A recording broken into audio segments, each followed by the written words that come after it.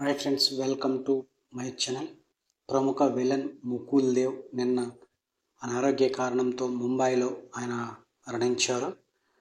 ఆయన తెలుగులో పలు విజయవంతమైన చిత్రాల్లో నటించారు. ముకుల్ దేవ్ బ్రదర్ కూడా రాహుల్ దేవ్ కూడా తెలుగులో విలన్గా చాలా సినిమాల్లో నటించారు.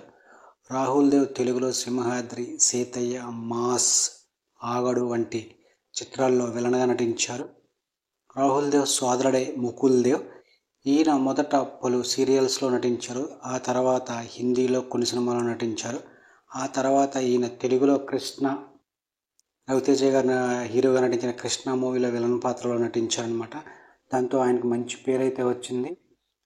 ముకుల్ దేవ్ తెలుగులో కృష్ణతో పాటు కేడి, అదుర్స్, సిద్ధం, మనీ మనీ మోర్ మనీ, నిప్పు, బాయ్ వంటి చిత్రాల్లో నటించారనమాట.